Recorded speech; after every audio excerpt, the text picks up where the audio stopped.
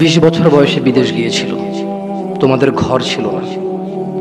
5 বছর জীবনের ব্যয় করে দিয়েছে। বাবা মা, আত্মীয় স্বজন, বন্ধু বান্ধব, ক্রিকেট, ফুটবল, ক্যারাম, কত দাওয়াত, কত আপনজন মারা গেছে। সব ব্যয় করে 25 বছর বয়সে দেশে এসে বিয়ে করেছে ঘর দিয়ে তোমার মাকে। তোমার জন্ম হয়েছে, তোমার বাবা চলে গেছে বিদেশ। তোমার জন্মের পরে 8 বছর তোমার বাবা বিদেশে। বিবাহিত তো বটে, কিন্তু সে বউয়ের স্বাদ পাচ্ছে না। তুমি প্রেমিকার পিছনে ঘোরো, 15 বছর বয়স তোমার। 20 বছর 22 বছরে বাইক লাগবে তোমার। তোমার বাবা বিয়ে করা সত্ত্বেও সে তার যৌবন কাটাতে পারেনি তার বউয়ের সাথে, মানে তোমার মায়ের সাথে, তোমার জামা কাপড়ের ব্যবস্থার জন্য। তুমি বুঝো যুবক, তোমার বাবার বয়স এখন 40, সে তোমার মার কাছে আসলে আর অনুভূতি নেই, তার শক্তি কমে গেছে। তুমি বুঝবা না যুবক। 15 বছর বয়সে তুমি যত উত্তেজিত, তোমার বাবা 30 বছর বয়সে এরকম ছিল, সে আসতে পারেনি। তুমি পড়বা বলে, তোমার স্কুলের ফি লাগবে বলে, that much he loves you. তোমার বাবা তোমাকে এত ভালোবাসে। জি, তোমার এই খারাপ বাবাটা যে তোমাকে বাইক নিয়ে দেয়নি, তুমি নষ্টামি করো, মেয়েদের পিছনে করো, মোবাইল রিচার্জ করে দাও মেয়েদের, তোমাকে যে ডেইলি 500 টাকা করে দিতে পারে না। এই লোকটা যদি 60 বছর বয়স পায়, তার জীবনের 20টা বছর সে এমন 20টা বছর, যে 20টা বছরে সে হাড় ভাঙা পরিশ্রম করতে পারত, করছে, তোমার মায়ের দেখা সে পায়। এমন মূল্যবান যৌবন 20টা বছর দিয়েছে। 50 বছর বয়সের দেশে আসছে। তুমি বিয়ে করে বউ নিয়ে আলাদা থাকো, তুমি বিয়ে করে শ্বশুর বাড়িতে যাও।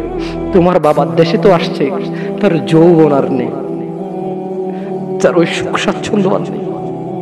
তোমার যৌবন তৈরি করেছে তার যৌবন দিয়ে। এই মুহূর্তে কোটি টাকা দিলে কি সে যৌবন কিনতে পারবে?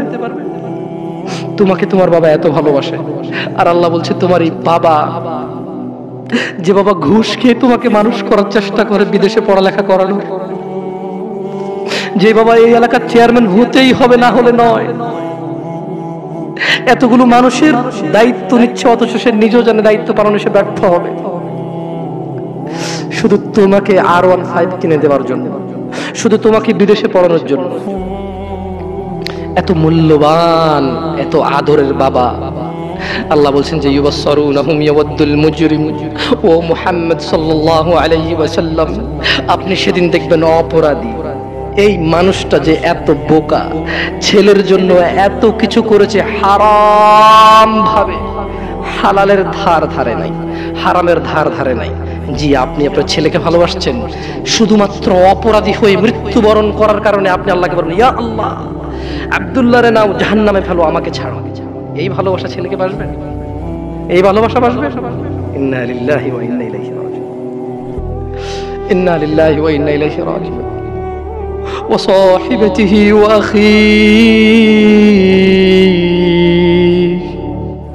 ওয়া ফাসিলাতিহি আল্লাতী তুবি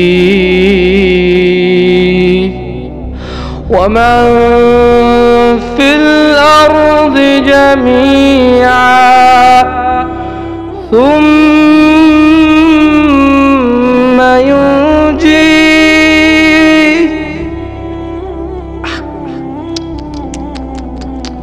আমার মনে হয় না এই সূরাটা আমি শেষ করতে পারবো। ইন্না লিল্লাহি। আল্লাহ এগুলো কি বলছে? আল্লাহ বলছে যেদিন আকাশ রঙিন গলিত ধাতুর মতো হবে, অপরাধী বাঁচতে চায়, বন্ধু বন্ধুর খবর নেবে না, অপরাধী বাঁচতে চাইবে তার অপরাধ থেকে নিজের সন্তানের বদলে, ইয়া আল্লাহ লে সন্তানকে যা খুশি কর, আমারে বাঁচা। এরপর বলবে ইয়া আল্লাহ ওয়া সাহিবাতিহি ওয়া আখি, আল্লাহ আমার এই সুন্দরী বউর জন্য আমি কত অপরাধ করলাম, আল্লাহ তারে নেও আর যা খুশি করো, আমারে ছাড়ো। আমার ভাই অমুক মেয়েকে রেপ করেছে, আমার ভাই অমুকের মাথা ফাটিয়েছে, আমার ভাই জুয়া খেলে, আমার ভাই অন্যায় করে, আমি মেম্বার ছিলাম, চেয়ারম্যান ছিলাম, আমার মেম্বারও ছিলাম না, চেয়ারম্যানও ছিলাম না, দাদার 100 বিঘা জমি ছিল, এলাকার একটা প্রভাবশালী মানুষ, আমার ভাইয়ের অন্যায়কে আমি অন্যায় করিনি, 30,000 টাকায় ওই মেয়ের ইজ্জতকে ঢেকে দিয়েছি।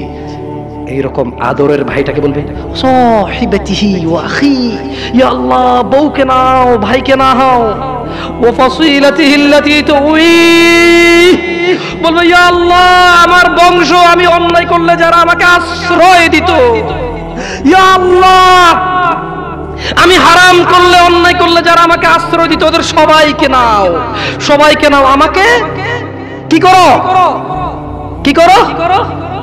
এখানে এসে ক্ষান্ত হবে না, বলবে ওয়ামান ফিল আরদি জামিআন সুম্মা